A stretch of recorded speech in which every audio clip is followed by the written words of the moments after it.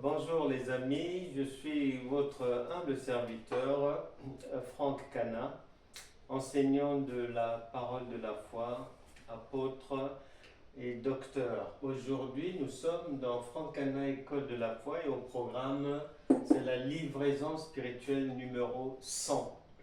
Deux versets bibliques. Le premier, nous comparaîtrons devant le tribunal de Christ.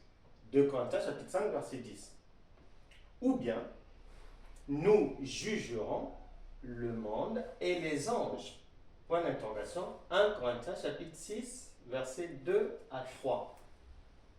Alors, ces paroles sont-elles contradictoires? Comment peut-on d'un côté être jugé et de l'autre côté aller juger les autres? Est-ce bien raisonnable? En réalité, c'est le problème de la chrétienté actuelle. C'est le problème de beaucoup d'enfants de Dieu, de beaucoup de chrétiens. Le fait de marcher d'une manière radicale en manipulant un seul verset biblique et en oubliant les autres paroles de Dieu. Bien-aimés dans le Seigneur, pour comprendre la marche à suivre, pour passer de là à là, en résumé, ici, c'est l'enfance, c'est une compréhension de l'enfance. Et ici, c'est la compréhension adulte. Et très peu d'enfants de Dieu sont arrivés là. La plupart sont là. Pourquoi? Parce que dans la famille en Christ, la marche se fait par la chair. Et c'est la lettre qui est exploitée. Et il manque bien souvent l'esprit. Et la révélation divine est généralement absente des assemblées chrétiennes, des cercles chrétiens. Vous vous souviendrez que lorsque le Seigneur Jésus-Christ arrive, il trouve une pléiade de dénominations. Il y a déjà les scribes, les sadducéens, il y a les pharisiens qui sont dans les parages, il y a les sectes juives, et il y en a à foison, puisque les Juifs connaissent Dieu depuis des siècles. Et la Bible déclare qu'il n'y a rien de nouveau sous le soleil, ce qui veut dire qu'aujourd'hui, c'est la même chose.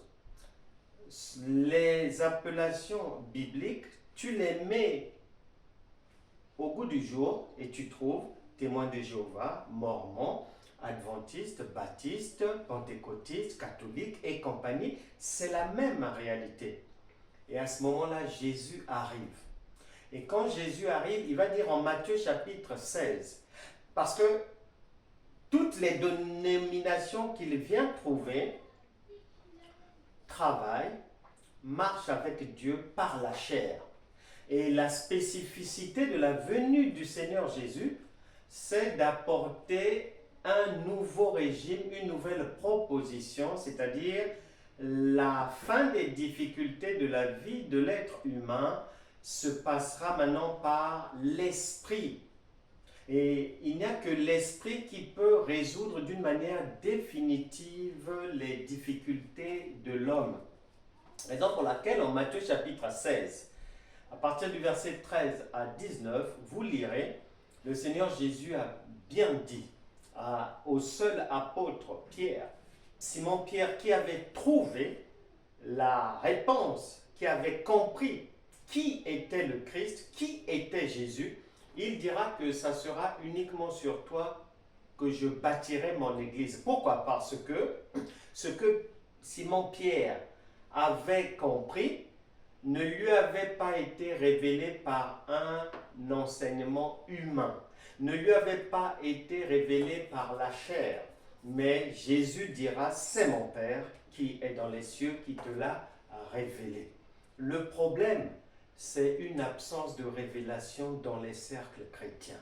Raison pour laquelle, pour comprendre ces choses, pour comprendre la parole de Dieu, je vous invite à venir chaque mardi 18h, chaque dimanche 9h30, le mardi il est 16h à Paris, le dimanche il est 7h30 à Paris et nous débutons les cours de Franck Cana, École de la foi révolutionnaire. Révolutionnaire, pourquoi? Parce que ce sont des cours qui ne sont pas assis, qui n'ont pas pour fondation la lettre, comme on en trouve en général. Vous écoutez 10 enseignements à notre époque, sur 10 enseignements de serviteurs de Dieu différents, et bien, à la fin, vous aurez l'impression, première impression, que les gens disent la même chose. Deuxième chose, c'est que vous aurez déjà eu dans votre parcours chrétien l'occasion d'entendre ce qu'ils auront dit. Donc, l'enseignement de la lettre, la répétition, la marche chrétienne par la loi, ce sont des redites, c'est du déjà vu, et cela ne permet pas à l'enfant de Dieu de voir ses problèmes être définitivement résolus. Il n'y a que la révélation divine qui peut mettre hors d'état de nuire dans la vie d'une personne toute chose qui serait nuisible pour elle. Et il n'y a que la révélation qui peut te guérir définitivement, qui peut te bénir définitivement, qui peut apporter le changement radical et définitif dans la vie d'un enfant de Dieu. Je vous invite, je vous en conjure, ne restez pas dans la lettre, ne restez pas dans la loi, venez apprendre et comprendre la révélation divine pour que la vie puisse réussir définitivement. Cette révélation est assise, selon les Écritures bibliques, sur 3 niveaux d'enseignement. 1 Corinthiens chapitre 3, versets 1 et 2. Il y a le niveau de l'enseignement du lait que l'on retrouve en général dans 95% des églises, des assemblées et des cercles chrétiens. On donne le lait. La nourriture, c'est vraiment du lait, c'est la loi seulement. Ensuite, la Bible parle de la nourriture solide. Toujours 1 Corinthiens chapitre 3, versets 1 et 2. On parle de nourriture solide. Et ensuite, il y a troisièmement, dans l'enseignement de la parole de la foi, la parole de Dieu, il y a 2 Pierre, chapitre 3, versets 15 à 16. Là-bas, il s'agit des points difficiles à comprendre qui sont contenus dans la Bible, dans la parole de Dieu. Donc, il y a 3 niveaux. Enseignement, niveau du lait, la nourriture solide et les points difficiles à comprendre. Or, généralement, les gens s'arrêtent au lait.